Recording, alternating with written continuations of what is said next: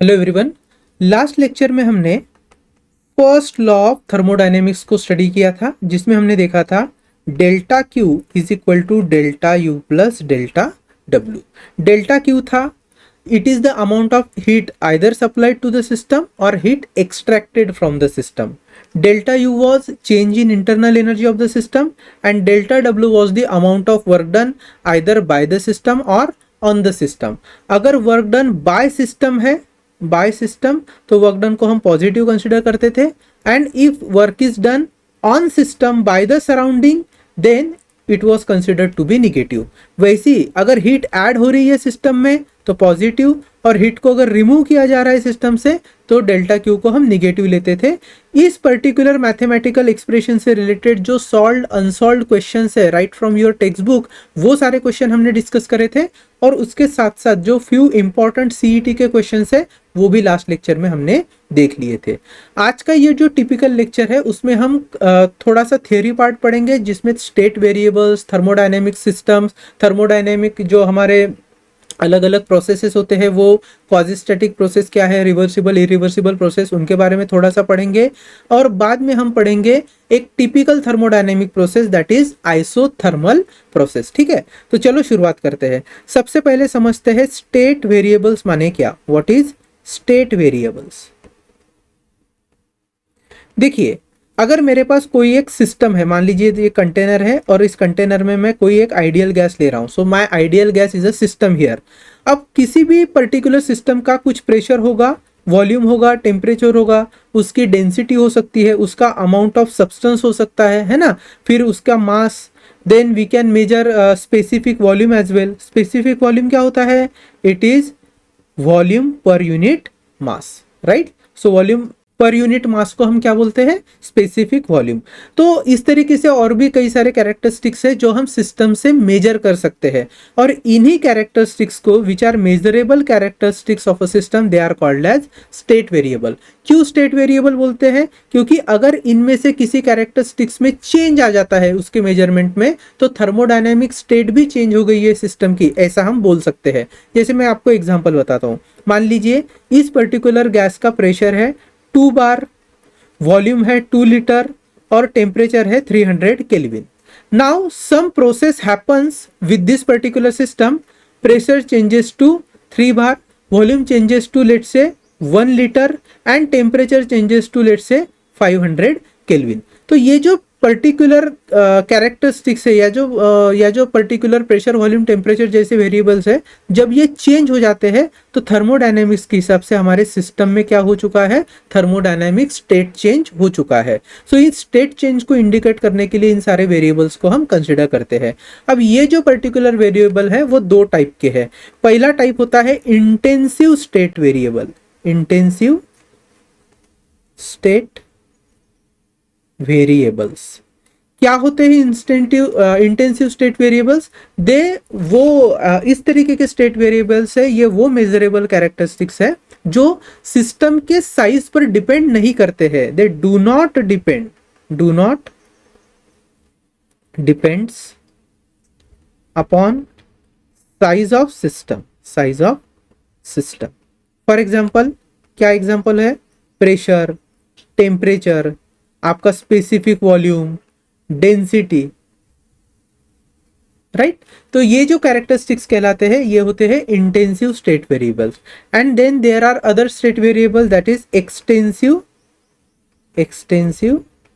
State variables. ये जो extensive state variable है they depends upon size of system, such as volume, right? Amount of substance, mass, volume, amount of substance, mass। ये जो इस तरीके के स्टेट वेरिएबल्स है they are dependent upon the size, right. तो extensive intensive state variables बहुत important role play करते हैं जब आप थर्मोडायनेमिक्स को डिटेल में स्टडी करते हैं। नाउ स्टेट वेरिएबल को समझने के बाद अब हम बढ़ते हैं और समझते हैं थर्मोडायनेमिक इक्विलिब्रियम के बारे में। थर्मोडायनेमिक इक्विलिब्रियम बेसिकली, अगर कोई सब्सटेंस स्टेबल है थर्मोडायनेमिकली, थर्मोडायनेमिकली स्टेबल है मतलब क्या है, it is in thermodynamic equilibrium. अब कौन सा भी सब्सटेंस या फिर कौन सी भी सिस्टम थर्मोडायनेमिक इक्विलिब्रियम में है ये कैसे पता चलता है, तो it is actually having three types of equilibrium in place.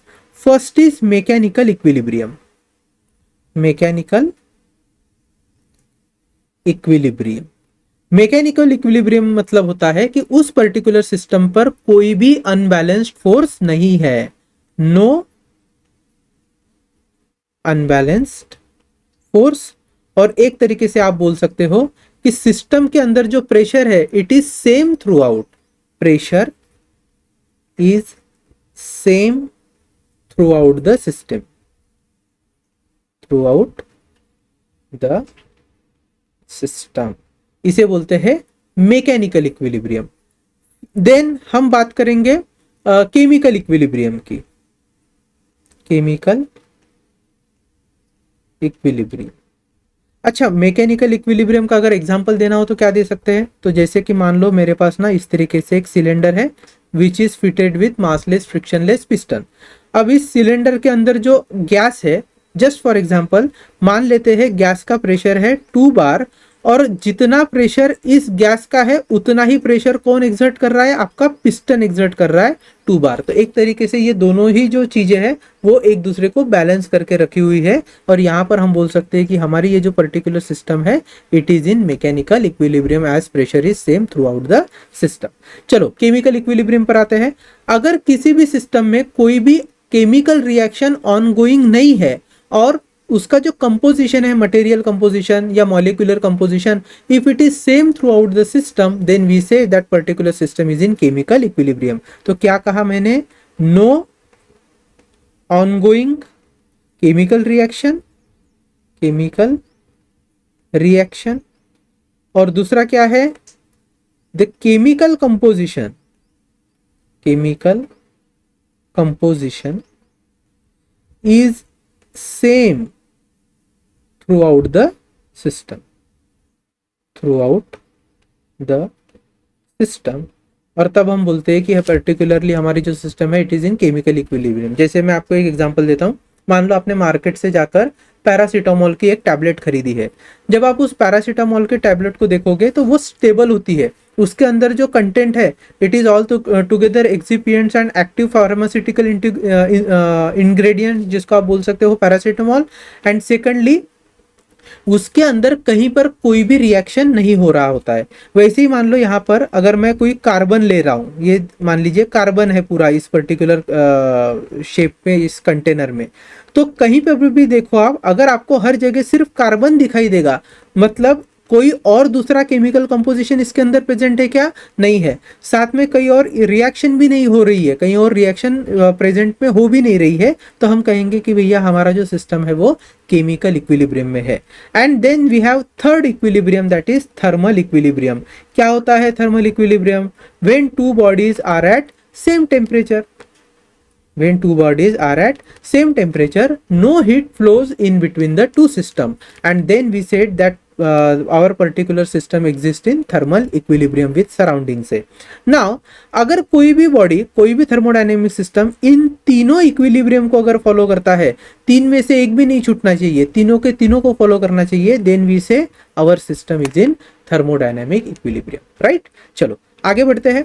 Thermodynamic equilibrium को समझने के बाद हम बात करेंगे थर्मोडायनेमिक प्रोसेसेस की। थर्मोडायनेमिक प्रोसेस क्या होता है? थर्मोडायनेमिक प्रोसेस, जब कोई भी सिस्टम अपना थर्मोडायनेमिक स्टेट चेंज करता है, मतलब स्टेट वेरिएबल्स में उनके चेंज होने लगता है, तो उसके लिए कुछ ना कुछ प्रोसेस चाहिए होती है। जैसे मान लीजिए इस कंटेनर के अंदर क्या है, गैस है। अब इस गैस का इनिशियल प्रेशर है P1, वॉल्यूम है V1, लेट से टेम्परेचर है T1। मान लीजिए टेम्परेचर T1 से हटकर T2 हो गया, बाकी सारी चीजें सेम है, तो हम ये बोल सकते हैं कि यहाँ पर कुछ अमाउंट ऑफ हीट ऐड होगी या कुछ अमाउंट ऑफ हीट जो है वो रिमूव की गई होगी। तो यहाँ पर जो हमने हीट ऐड या रिमूव की है वो एक प्रोसेस है जिसके कारण स्टेट वेरिएबल्स में हमें चेंज देखने को मिला है। तो ये सारे जो प्रोसेसेस है थर्मोडायनेमिक प्रोसेस, वो कई तरीके के हो सकते हैं। आपके सिलेबस में 4 तरीके के प्रोसेस है। फर्स्ट मान लीजिए isothermal process, first is isothermal process. Isothermal process में क्या होता है, सिस्टम का टेम्परेचर सेम होता है लेकिन प्रेशर एंड वॉल्यूम चेंज हो सकते हैं। Then we have isobaric process. Isobaric process, what is isobaric process? जहां पर सिस्टम में टेम्परेचर और वॉल्यूम चेंज होगा but pressure will remain constant. Then we have isochoric process. Isochoric process क्या होता है, इसमें क्या है ना, वॉल्यूम नहीं चेंज होता but pressure and temperature change हो जाता है सिस्टम का। And lastly we have adiabatic process. तो एडियाबैटिक प्रोसेस में हम क्या करते हैं, सिस्टम जो है वो सडनली कॉम्प्रेस हो जाता है या सडनली एक्सपांड हो जाता है और बाहर से ना तो हीट ऐड होती है और ना ही हीट रिमूव होती है। बाहर से सिस्टम में ना तो हीट एब्जॉर्ब किया जाएगा और सिस्टम ना ही हीट लूज करेगा, even though there is a change in the state variable such as pressure, volume and temperature, such process is adiabatic process. ध्यान रखना, किसी भी थर्मोडायनेमिक प्रोसेस में या तो हीट दी जाएगी या तो हीट रिमूव होगी, या तो there will be change in volume और there will be change in pressure और there will be change in temperature. ये सारी चीजें अगर हो रही है तो हम कहेंगे कि भैया thermodynamic process is occurring where system changes its state from initial to final. अब इसके बाद हम क्या करते हैं, हम पढ़ते हैं क्वाजी स्टैटिक प्रोसेस के बारे में। Quasi static process, quasi static process they are extremely slow process. मतलब मान लीजिए कहीं पे ये आइस रखा है, ठीक है, and this ice is getting turn into liquid water and this happen over a crores of years, ठीक है, lakhs and crores of year में ये प्रोसेस हुई है, तो हम कहेंगे this process is a quasi static. Quasi is almost, static means rest. तो हमें लगेगा ही नहीं कि यहाँ पर स्टेट चेंज हो रही है, भले ये होगी but it will take a very very very long time and such process they are called as quasi static process. तो प्रैक्टिकली ना क्वाजी स्टैटिक प्रोसेस ऐसे इजीली आपको नेचर में देखने को नहीं मिलती, लेकिन कुछ ऐसे प्रोसेसेस है जिन्हें हम क्वाजी स्टैटिक प्रोसेस मानते हैं। For example isothermal process. Isothermal process. So isothermal process is considered to be a quasi-static process which happens along a very very long period of time, ठीक है। इसके बारे में थोड़ा सा जब हम आगे पढ़ेंगे तो और क्लियर हो जाएगा, फिलहाल यहीं पे रुक जाते हैं।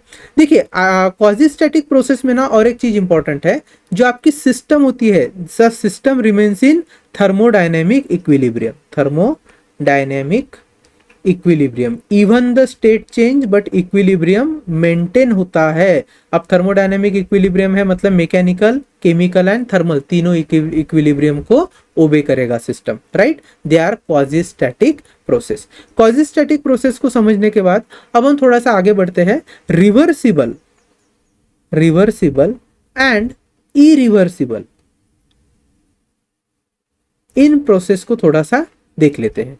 क्या होता है रिवर्सिबल प्रोसेस? मान लीजिए कोई सिस्टम में थर्मोडायनेमिक स्टेट चेंज हो गए, जैसे फॉर एग्जांपल ये मेरी सिस्टम है और इस सिस्टम का एक सर्टेन प्रेशर है P1, वॉल्यूम है V1। लेट सम प्रोसेस इस सिस्टम के साथ हुई है and pressure, new pressure is P2, volume is V2। तो स्टेट वेरिएबल चेंज हो चुके हैं, मतलब थर्मोडायनेमिक प्रोसेस ऑकर हो गई है। अब देखिए होता क्या है, एक बार सिस्टम P2 V2 पे आ गया, then also you can retract it back to initial state, and while retracting it back to initial state the universe is not affected। Universe मतलब सिस्टम को छोड़ के जो पूरा सराउंडिंग है, सराउंडिंग में किसी भी तरीके का कोई भी चेंज नहीं आएगा। Such a process is called as reversible process. अब देखो रिवर्सिबल प्रोसेस नेचर में होती नहीं, क्यों नहीं होती? जैसे मैं आपको एक एग्जांपल बताता हूँ। अगर आप देख पा रहे होंगे, मान लीजिए ये मेरा हाथ है, यहाँ पर मैं दूसरा अपना हाथ रख रहा हूँ और पहले हाथ को मैं रब कर रहा हूँ दूसरे हाथ पर और इस पर्टिकुलर नए पोजीशन पर लाकर रख रहा हूँ। अब क्या हो जाएगा, यहां से यहां तक जब मेरा हाथ आया तो थोड़ी देर के लिए मान के चलो कि इनिशियली इस हाथ का प्रेशर, वॉल्यूम, टेम्परेचर कुछ था। Now when it come here again उसके प्रेशर, वॉल्यूम, टेम्परेचर में कुछ चेंज हुआ है, तो सिस्टम फर्स्ट स्टेट से सेकंड स्टेट में आ गई। लेकिन when my hand was moving it is actually having friction between two surfaces. तो फ्रिक्शन के कारण क्या जनरेट हुई होगी? ऑब्वियसली हीट जनरेट हुई है।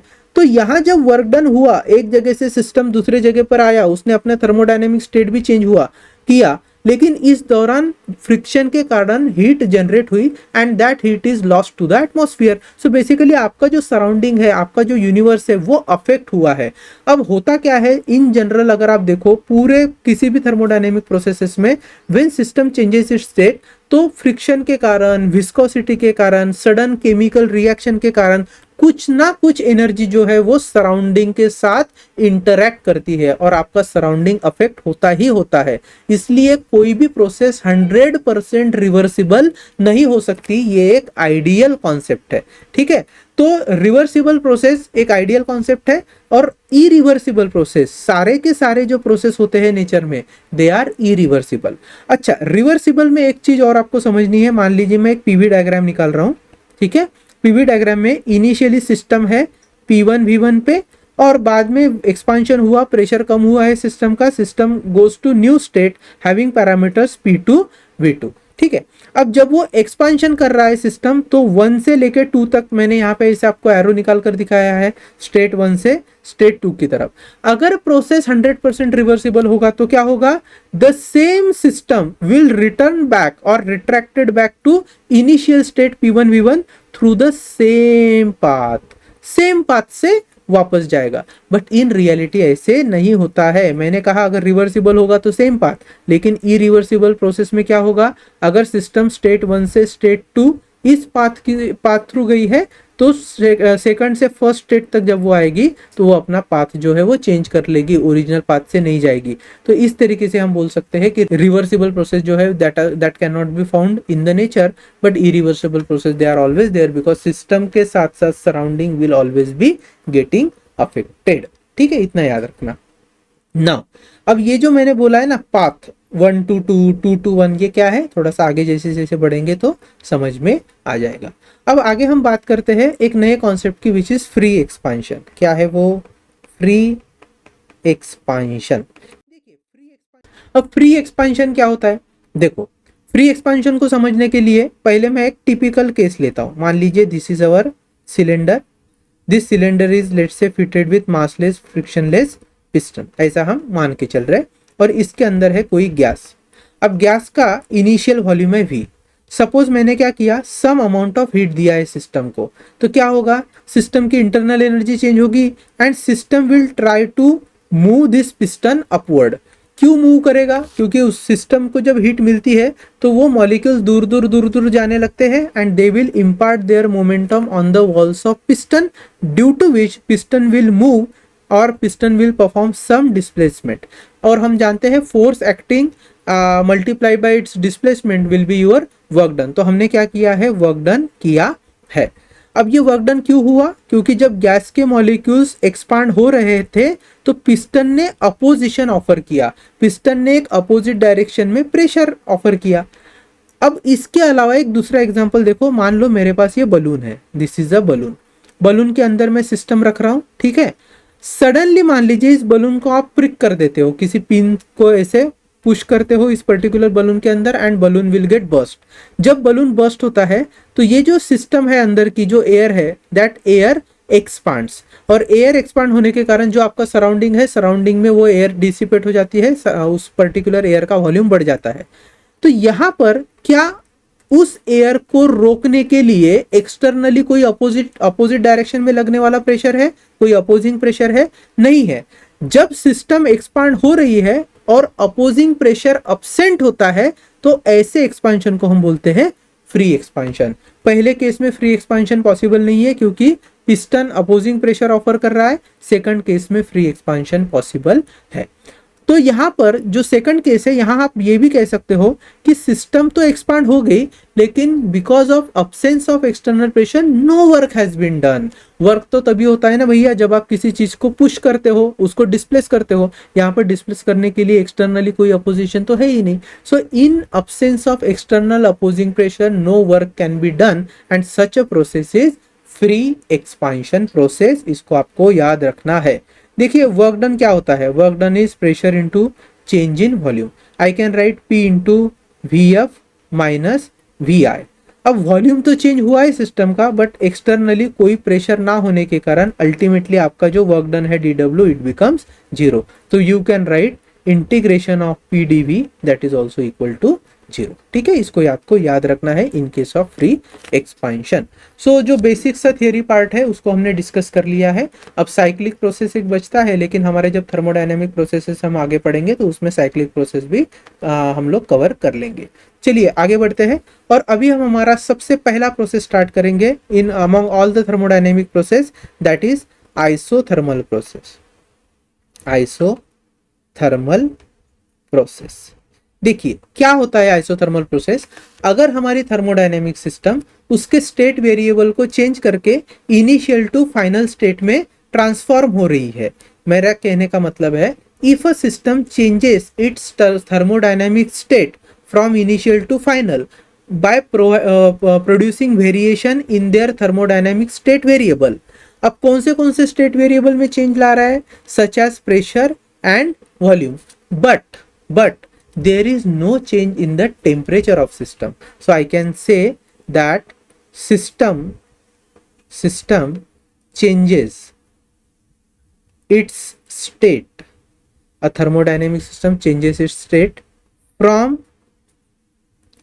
initial to final by changing pressure and volume but keeping temperature constant।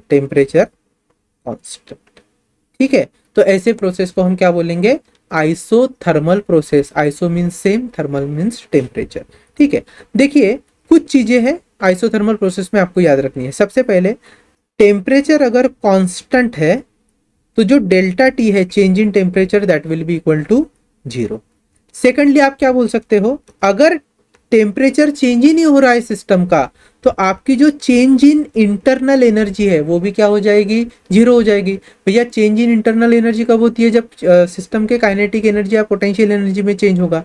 थोड़ी देर के लिए मान लो सिस्टम हमारे ये आइडियल गैस है, तो आइडियल गैस में जो इंटरनल एनर्जी है it is already in the form of kinetic energy. If temperature is not getting change, kinetic energy will remains the same, and if the kinetic energy is same, we can say internal energy remains the same. So for same temperature or for constant temperature, internal energy will remain same. If internal energy is same, as per first law of thermodynamics, I can write delta Q would be exactly equal to delta W।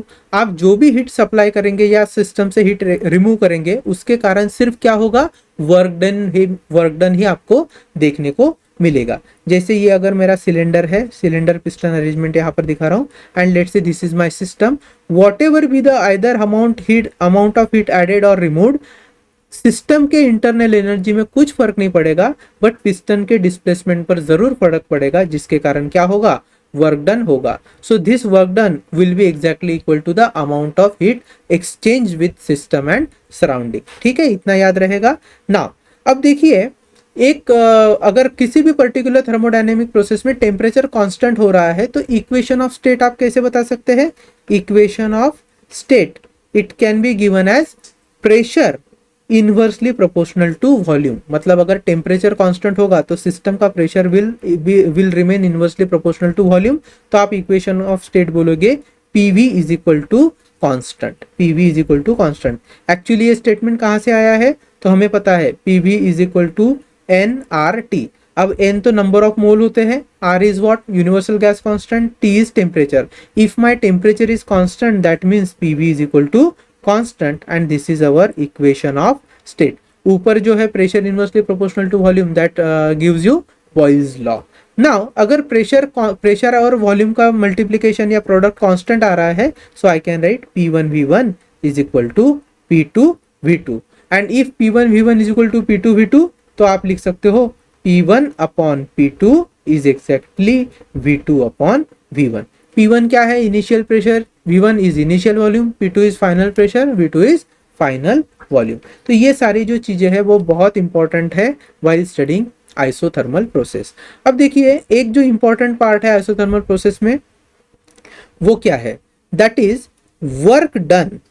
कितना work done होता है isothermal process में, उसका एक expression है, it is given by nRT ln Vf upon VI. This is the formula for work done, and as work done is nothing but amount of energy supplied or removed from the system, so the same formula is applied for delta Q as well. इसके अलावा भी एक formula है nRT ln, बस VF upon VI की जगह what is VF final volume. तो मान लीजिए VF अगर फाइनल वॉल्यूम है, VI अगर इनिशियल वॉल्यूम है, तो इसका एग्जैक्टली अपोजिट रेशो किसका मिलेगा, प्रेशर का। तो प्रेशर क्या हो जाएगा, अगर VF अपॉन VI में लिखता हूं, सो इसके अगेंस्ट VF अपॉन VI, तो इसके अगेंस्ट प्रेशर वाला रेशो क्या हो जाएगा, PI अपॉन PF। तो I can write nRT ln PI upon PF। ठीक है। अच्छा, ये जो ln है, ln is what, basically is log to the base e, and we know भैया log to the base e of x अगर मुझे log ऑफ 10 के फॉर्म में, log टू द बेस 10 के फॉर्म में निकालना है, तो क्या हो जाएगा, that is 2.303 log to the base 10। Base 10 लिखने की जरूरत नहीं है, you can simply write this as log of x।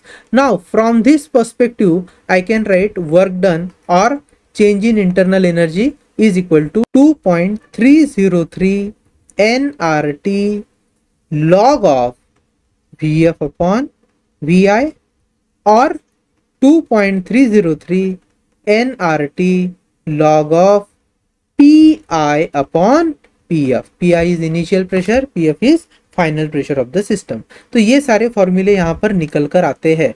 किसके, कौन से प्रोसेस की हमने बात करी है, आइसोथर्मल प्रोसेस की बात करी है। देखिए एग्जाम में आपको क्या पूछ सकते हैं कि आपको ना ये जो आइसोथर्मल प्रोसेस के लिए हमने वर्क डन के लिए फॉर्मूला निकाला है उसको डिराइव करके बताना है। So now we are deriving the formula और deriving the expression for amount of work done by the system और on the system in case of isothermal process. So expression for work done in isothermal process. ठीक है, और ध्यान से देखना, ये जो वर्क डन है, this work done will be exactly equal to the amount of heat exchange in between system and surrounding. तो आप इसी पर्टिकुलर डेरिवेशन को बोल सकते हो या एक्सप्रेशन को बोल सकते हो expression for delta Q as well. ठीक है, चलेगा। नाउ अब कैसे करेंगे, हम जब एक्सप्रेशन फाइंड करेंगे ना वर्क डन के लिए, तो हम ले लेते हैं भैया पॉजिटिव वर्क डन। क्या लेना है हमें, positive work done. Here in this case work will be done by the system on the surrounding, और यहाँ पे ये जो पॉजिटिव वर्क डन है, हम एक्सपांशन वाला वर्क डन लेते हैं, जहां पर गैस एक्सपांड होगी and it will move the piston away, that way volume will increase. चलेगा। अब उसके लिए सबसे पहले क्या करना है, तो हम ले लेंगे एक cylinder and this cylinder will be fitted with a massless and frictionless piston। Let's say initial position of piston is 1 and system जो है वो एक आइडियल गैस है जो n number of moles इस पर्टिकुलर सिलेंडर के अंदर होंगे। Now when expansion takes place, अब expansion कैसे takes place होगा, तो बाहर से हो सकता है some amount of heat इस पर्टिकुलर सिलेंडर में ऐड कर देंगे। So when some amount of heat is added, our system will expand। Because the system expand, now work will happen। How? this piston will be moved outward। मान लो position 1 से system आ चुका है position 2 पे, तो initial volume था VI, अब piston अगर move हुआ है आउटवर्ड डायरेक्शन में, तो फाइनल वॉल्यूम हुआ है VF। चूंकि ये प्रोसेस आइसोथर्मल है, तो हम मानेंगे भैया इनिशियल टेम्परेचर अगर T था सिस्टम का, तो बाद में भी फाइनल भी टेम्परेचर कितना है, T है। इनिशियल प्रेशर अगर सिस्टम का PI है, तो फाइनल प्रेशर क्या लेंगे, PF लेंगे, and by considering all this data we will be deriving our expression. तो बेसिक से थ्योरी लिख लेते हैं। I am writing here, consider n number of moles of ideal gas, moles of ideal gas, जिसे मैं bracket में लिख रहा हूं हमारी thermodynamic system. It is enclosed कहां पर, in a cylinder fitted with massless and frictionless piston। massless and frictionless piston। ठीक है। अब यहां पर जैसे हमने फिगर में दिखाया है उसी को लिख रहे हैं।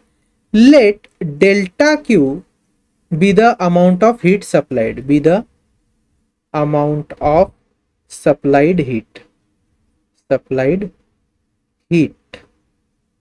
to the system due to which expansion takes place. Expansion takes place. चलेगा। अब हम कुछ चीजें लिख लेते हैं जो डेरिवेशन के लिए काम में आएगी।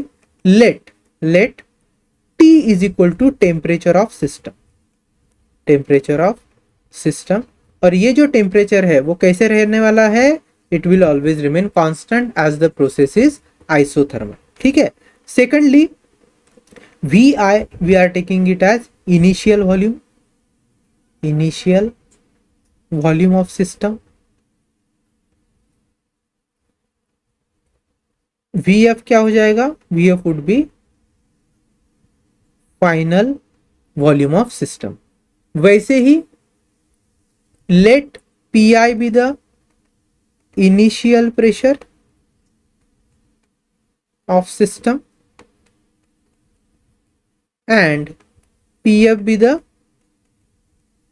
Final pressure of the system. ठीक है। एंड लेट डेल्टा W, या फिर इसको मैं सिंपली अगर W भी लिखता हूं, so this is the amount of work done. ये क्या है, amount of work done by the system during the expansion. चलेगा। अब देखिए हमें जो फाइंड करना है that is the expression for work done. तो कैसे फाइंड करेंगे, तो हम यहां पर लिखेंगे इन आइसोथर्मल प्रोसेस, इन आइसोथर्मल प्रोसेस। देखिए आइसोथर्मल प्रोसेस के केस में जो इक्वेशन ऑफ स्टेट होता है, इक्वेशन ऑफ स्टेट क्या होगा, वो that is PV is equal to nRT। n एक कांस्टेंट नंबर है, R भी कांस्टेंट होता है, gas constant, and T is the temperature which is again constant here. So जो प्रेशर है यहाँ पे देखिए, ये जो प्रेशर और ये जो वॉल्यूम है क्या वो सेम है, नहीं। प्रेशर और वॉल्यूम चेंज होने वाले हैं। जब सिस्टम अपनी स्टेट चेंज करेगा तो pressure and volume will change. But relationship between pressure and volume कैसा है, तो अगर वॉल्यूम बढ़ेगा तो pressure will goes down, and if volume goes down pressure will goes up. तो आप एक तरीके से कह सकते हैं भैया pressure is inversely proportional to volume. तो इस हिसाब से pressure can be written as P is equal to nRT upon V। Here when volume increases automatically numerator को डिवाइड करके प्रेशर की वैल्यू कम निकल के आ जाएगी, और अगर वॉल्यूम कम है, वॉल्यूम डिक्रीजेस, तो ऑटोमेटिकली न्यूमरेटर को डिवाइड करने के बाद प्रेशर की वॉल्यूम बढ़ जाएगी। तो यहां पर हम देख पा रहे हैं कि pressure is inversely proportional to volume. ना चलिए अब क्या करते हैं, वर्क डन फाइंड करते हैं। सो हमें पता है, we also know that dW, that is small work done, is nothing but equal to pressure into small change in volume। लेकिन अगर सिस्टम वॉल्यूम चेंज कर रहा है, लार्जर वॉल्यूम चेंज हो रहा है फ्रॉम VI टू V अप, तो क्या करना पड़ेगा, तब इस केस में इन इक्वेशंस को हमें इंटीग्रेट करना पड़ता है। So I am writing if system expands from VI to V up, अगर ऐसे हो गया then we have to integrate this small work done right from VI to V up. ठीक है। And it is P into DV। So हमने VI to VF system को expand कर लिया। सिस्टम एक्सपांशन के बाद जो फाइनल वर्क डन मिलेगा उसे मैं W लिख सकता हूं या डेल्टा W लिख सकता हूं, which would be equal to integration of VI to VF P into DV। ठीक है, चलेगा। नाउ वी नो कि टेम्परेचर कांस्टेंट है, प्रेशर कांस्टेंट नहीं है, और चूंकि प्रेशर कांस्टेंट नहीं है तो हम उसको इंटीग्रेशन के बाहर नहीं लेके जा सकते हैं। बट कुछ तो ऐसा करना पड़ेगा कि प्रेशर के अंदर कोई जो टर्म है उससे हम इंटीग्रेट कर पाए, और इसके लिए मैं प्रेशर की वैल्यू को सब्सटीट्यूट कर रहा हूँ किसके साथ, इस पर्टिकुलर इक्वेशन ऑफ स्टेट से जो हमें प्रेशर की वॉल्यूम मिली थी, वैल्यू मिली थी उसके साथ। तो pressure is equal to nRT by V। चलो पुट कर लो। So integration from VI to VF nRT upon V into DV। अब nRT तो कांस्टेंट है, that can be taken out, VI to VF DV by V। चलो integration क्या होगा 1 by V का, so that would be ln of V, and we have to apply limit, so VI to VF, and final is upper limit minus lower limit करेंगे तो ये आ जाएगा nRT ln of VF minus ln of VI।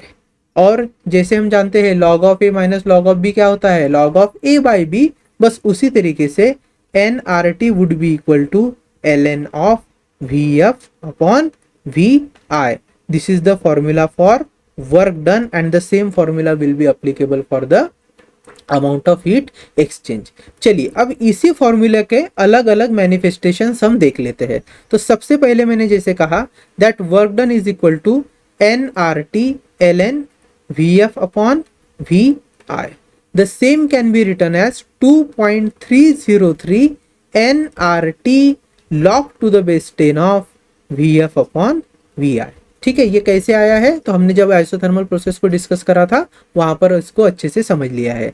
Second expression क्या हो सकता है work done के लिए, W is equal to N R T L n P I upon P F. क्यों आया ऐसे, क्योंकि इक्वेशन ऑफ स्टेट के हिसाब से, देखिए हमने यहाँ पर इक्वेशन ऑफ स्टेट लिखा था, कहाँ है वो, यस यहाँ पर, ये देखिए P1 upon P2 is equal to V2 upon V1 दिख रहा है आपको, P1 upon P2 is equal to V2 upon V1. तो ये जो एक्सप्रेशन है यहाँ पर हम लिख सकते हैं PI upon PF is equal to VF upon VI. तो उस लॉजिक से हम क्या कर रहे हैं, यहाँ पर PI अपॉन PF लेकर आ रहे हैं. The same can also be return as 2.303 nRT ln log of PI upon PF, and this is the expression for work done in case of isothermal process. चलेगा. अब delta Q expression for heat exchange पूछेंगे तो delta Q is nothing but delta W. और जितने भी हमने फॉर्मूले अभी तक डिराइव किए हैं, चाहे वो ये फॉर्मूला हो चाहे वो बाकी सारे फॉर्मूलेज हो, formula will remains the same. चलेगा ना. अब नेक्स्ट हमें क्या पढ़ना है, we have to understand graphical ways of expressing isothermal process. अब हमें ग्राफ ड्रॉ करने हैं और ये ग्राफ ड्रॉ करने के लिए जो इंपॉर्टेंट बेस होगा वो होगा equation of state. Equation of state for isothermal process क्या होता है, pressure is inversely proportional to volume as per Boyle's law when temperature is constant और एब्सोल्यूट टेम्परेचर इज कांस्टेंट. यहाँ से हम बोल सकते हैं कि पीवी क्या होता है, कांस्टेंट होता है. चलो अब ग्राफ हम दो तरीके से ड्रॉ करेंगे. सबसे पहले एक्सपांशन प्रोसेस. कौन सी प्रोसेस, एक्सपांशन. तो थर्मोडायनेमिक एक्सपांशन होने वाला है, राइट. और ये एक्सपांशन क्यों होगा, तो कभी भी सिस्टम में अगर मैं हीट ऐड कर रहा हूं, सिस्टम में क्या ऐड कर रहा हूं, हीट ऐड कर रहा हूं, तो जैसे जैसे आप हीट ऐड करते जाओगे सिस्टम क्या करेगा, फोर्स एक्सर्ट करेगा on the piston and expansion will takes place. Similarly अब ध्यान दीजिए, मान लीजिए मेरे पास ये सिलेंडर पिस्टन का असेंबली है और इसके अंदर कोई गैस है. अगर बाहर मैं आइस वगैरह रखता हूं और यहां से क्या कर लेता हूं, हीट को एक्सट्रैक्ट कर लेता हूं. जैसे ही हीट को एक्सट्रैक्ट करूंगा तो यहां पर इंटरनल एनर्जी तो चेंज होने नहीं वाली है सिस्टम की, बस उसके बदले क्या हो जाएगा, ये जो पिस्टन है इट विल मूव इनवर्ड. जब वो पिस्टन इनवर्ड मूव होगा तो हम कहेंगे माय सिस्टम इज कॉम्प्रेस्ड. तो सबसे पहले हम एक्सपांशन वाली केस डिस्कस करेंगे एंड सेकंडली हम वर्क डन डिस्कस करेंगे फॉर कॉम्प्रेशन. तो कॉम्प्रेशन के केस में कौन सा ग्राफ बनेंगे. हालांकि जो हमारा एक्सप्रेशन है, कौन सा एक्सप्रेशन, डेल्टा डब्ल्यू वाला, ये नहीं क्या जो सारे फॉर्मूले निकल कर आए हैं, it is equally valid for expansion as well as compression. चलो अब ग्राफ कौन से बनाने हैं, तो 3 ग्राफ हम बनाएंगे.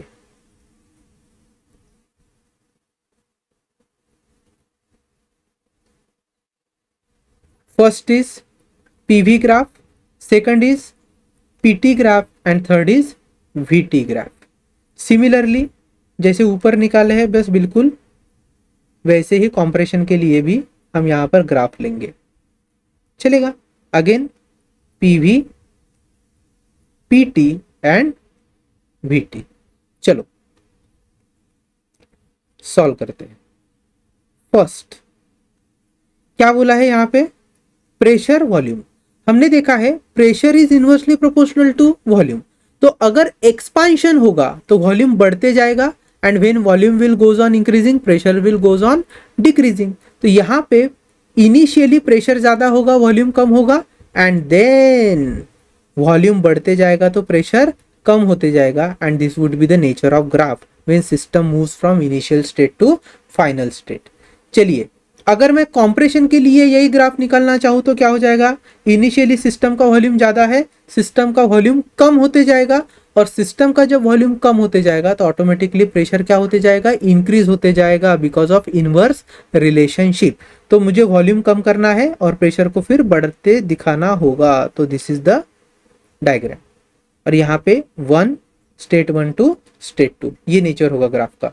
पीटी डायग्राम कैसे निकालेगी, तो पीटी डायग्राम में हमें पता है टेम्परेचर तो कांस्टेंट है, अगर टेम्परेचर कांस्टेंट है तो प्रेशर चाहे बढ़ रहा हो या कम हो रहा हो आपको टेम्परेचर कांस्टेंट दिखाना पड़ेगा।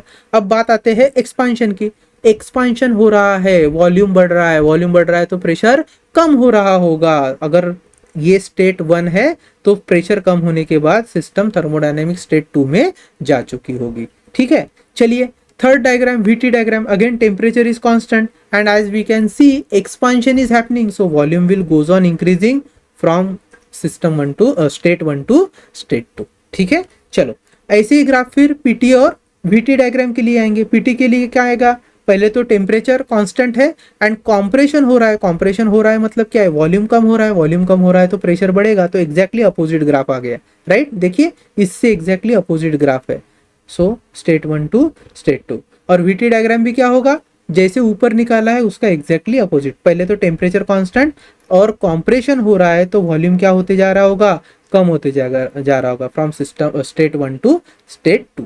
इसके अलावा दो छोटी छोटी चीजें हैं, आप याद रख लीजिए। आइसोथर्मल प्रोसेस में, आइसोथर्मल प्रोसेस, सो आइसोथर्मल प्रोसेस में अगर मैं पीवी डायग्राम ड्रॉ कर रहा हूं, मान लीजिए ये पीवी डायग्राम है, ठीक है, दिस इज पीवी डायग्राम, और यहाँ पे कोई एक आइसोथर्म ड्रॉ हो रहा है, so system is moving from let say state 1 to state 2, ये एक्सपांशन प्रोसेस चल रही है, system has moved from state 1 to state 2। अब ये सिस्टम क्या है मेरी, तो यहाँ पर फिर से देख लीजिए, ये एक सिलेंडर पिस्टन वाली असेंबली थी मेरे पास, ये है हमारा पर्टिकुलर सिस्टम। ठीक है, initial pressure was PI, final pressure is PF, initial volume was VI, final volume was VF। ठीक है, इनिशियल स्टेट से फाइनल स्टेट तक सिस्टम गई है। अब मान लो इनिशियली जो मैंने ग्राफ बनाया है वो है 300 केल्विन के लिए, ये ग्राफ कितने केल्विन के लिए है, 300 केल्विन के लिए ग्राफ है। ठीक है, आपको याद रखना है इसको। Now say the same system if it was initially at let say 500 kelvin, कितने केल्विन पर, 500 केल्विन पर, तब ग्राफ थोड़ा सा कुछ इस तरीके से बनेगा, राइट। और यहां पर आप एक चीज नोटिस करना, फिर से सिस्टम 1 टू 2, स्टेट 1 से स्टेट 2 जा रहा है और एक्सपांशन ही हो रहा है, लेकिन ये जो दो आइसोथर्म्स है they look parallel to each other और they run parallel to each other. फिर अगर मान लीजिए सिस्टम का टेम्परेचर में 600 केल्विन करता हूं तो एक नया आइसोथर्म मिलेगा that will run parallel to initial isotherm. So in case of isothermal process no two isotherm intersect, isotherms में कभी भी इंटरसेक्शन नहीं देखने को मिलेगा। क्या नोटिस करना है आपको, no two isotherms, no two isotherms intersect, कभी भी आइसोथर्म इंटरसेक्ट नहीं होंगे, that you have to keep in mind. This was my first observation. Second observation आपको याद रखना है, देखिए अगर ये सिस्टम है, मान लीजिए दिस इज अ सिस्टम, ठीक है, ये एक वेसल है और इसके अंदर वाटर में ले रहा हूं, so water is my system. अगर प्रोसेस आइसोथर्मल है तो आप मान लीजिए हीट ऐड कर रही है, डेल्टा क्यू हीट ऐड हो जा रही है, इनिशियल टेम्परेचर है मान लीजिए 20 डिग्री सेल्सियस, तो आप चाहे 10 जूल हीट ऐड कीजिए या 1 लाख जूल हीट ऐड कीजिए, ठीक है, कितना भी हीट आप ऐड करते रहो, सिस्टम का टेम्परेचर चेंज होने वाला है क्या, नहीं होने वाला है। वो आज भी 20 डिग्री सेल्सियस है और कुछ समय के बाद इतना आपने हीट ऐड कर भी दिया तो भी 20 डिग्री सेल्सियस ही रहेगा। अब यहां से हम आते हैं स्पेसिफिक हीट वाले कॉन्सेप्ट पर। अगर मान लीजिए specific heat is given as delta Q upon n delta T, मैं मोलर स्पेसिफिक हीट की बात कर रहा हूं, तो मोलर स्पेसिफिक हीट में आप देख पा रहे हो यहाँ पे जो डेल्टा टी की वैल्यू है वो क्या है, 0, anything divide by 0 is infinity, तो सी की वैल्यू क्या हो गई, इन्फिनिटी। मतलब जो स्पेसिफिक हीट वाली चीज है या स्पेसिफिक हीट कैपेसिटी है वो इनफाइनाइट हो जाएगी फॉर आइसोथर्मल प्रोसेस। आप कितनी भी हीट ऐड करते रहो there will not be any change in the temperature. So this part was belonging to isothermal process. I hope कि आपको ये डेरिवेशन जो ग्राफ्स है वो अच्छे से समझ में आ गए होंगे। आप एक काम कीजिएगा, इस पूरे लेक्चर को देखने के बाद हो सके तो थोड़ा सा फिर से एक बार रिवाइज कर लीजिए लेक्चर, फिर से एक बार देख लीजिए, सारे कॉन्सेप्ट क्लियर हो जाएंगे which will be helpful for solving CET के क्वेश्चंस। एक बस चीज याद रखना, वर्क डन जब हमने निकाला है सिस्टम का तो हमारे पास ये एक पहला बेस फॉर्मूला है जहां पर हमने प्रेशर की वैल्यू को सब्सटीट्यूट करके अलग अलग मैनिफेस्टेड फॉर्म में एक्सप्रेशन को डिराइव किया है। Then we have seen graph और हमने कुछ इंपॉर्टेंट चीजें समझी जैसे infinite specific heat capacity and no two isotherms intersect in case of isothermal process. अब मैं यहाँ पर आपको एक सिंपल सा एग्जांपल देता हूँ। मान लीजिए आइसोथर्मल प्रोसेस है, कौन सी प्रोसेस है? Isothermal process. सप्लाई किया हुआ हीट है 1000 जूल और आपसे अगर पूछे बताइए चेंज इन इंटरनल एनर्जी कितना होगा, तो हम जानते हैं आइसोथर्मल प्रोसेस में चेंज इन इंटरनल एनर्जी 0 होता है। अगर आपसे पूछे कितना अमाउंट ऑफ वर्क डन हुआ होगा तो how much it would be? It would be 1000 joule, क्योंकि जितना भी अमाउंट ऑफ हीट सप्लाई होगी all it will be utilized to change the all it will be utilized to do some work, no internal energy will be change. तो बहुत simple से problem आते हैं। हम क्या करेंगे, इससे रिलेटेड जो सीईटी के क्वेश्चंस है वो आइसोबेरिक प्रोसेस जब हो जाएगा तो आइसोथर्मल एंड आइसोबेरिक प्रोसेस दोनों के मिला करके हम सीईटी के क्वेश्चंस लेंगे। ठीक है, तो चलिए अब हम आगे क्या पढ़ेंगे, आइसोबेरिक प्रोसेस या कांस्टेंट प्रेशर थर्मोडायनेमिक प्रोसेस। ठीक है, चलो आगे बढ़ते हैं।